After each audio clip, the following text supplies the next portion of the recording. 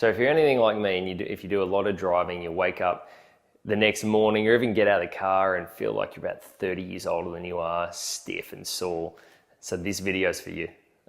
We look after lots of truck drivers, people that work interstate, people that travel overseas a lot. And so I'm going to go through a couple of stretches that I want you to do before you drive or travel, or if you're at the end of the day after you've done a big day in the tractor or whatever it may be.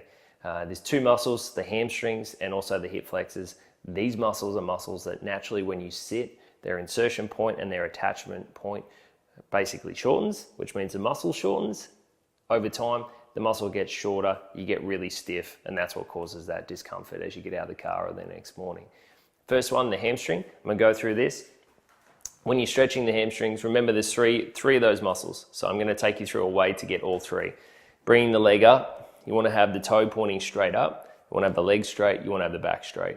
And what I'm gonna do is I'm just gonna lean forward on that. That's all I have to do, and I can feel that stretch there now. Holding that for a minute, and then we're gonna turn the whole leg in and lean forward again. Now you'll find that I'm not trying to touch my toes. I'm not trying to bend my back at all. I'm just trying to keep my back straight. My foot and my toes are facing inwards, and I'm holding that for another minute.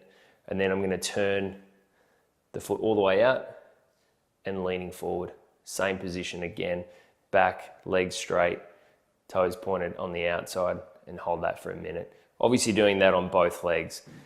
The second muscle is going to be the hip flexor. A little bit hard muscle to describe in terms of its location, but essentially it's on the inside of the pelvis, attaches on the front of the spine and comes down and attaches to a bone known as the femur. Again, when you sit down, that insertion point and that attachment point shortens, which means the muscle gets so much shorter than what it really is.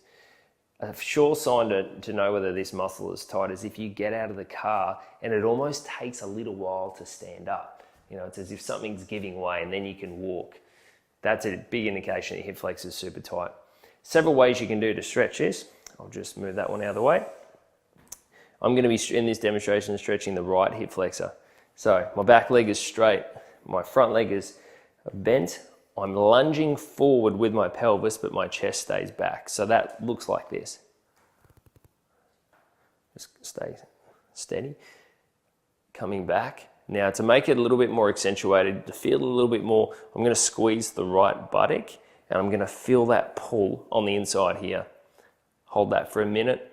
You can make that a little bit even, a little bit more of a stretch. You can actually kneel down, and in this same movements, I'm lunging forward, my chest, don't go like this.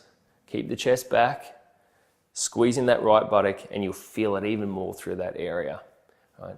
If you do these two stretches, it's going to make a huge difference on how stiff you are at the end of the day. When you wake up the next morning, you won't have that tightness in that lower back area. It's something that, I travel, 3 times a fortnight to Inverell and back, and I make sure that I do this before I jump in the car and that night when I get back, and it just makes such a big difference. If you've got any other questions or suffer any other dramas if you are traveling or doing a lot of sitting down, just let me know and we're here to help. Enjoy.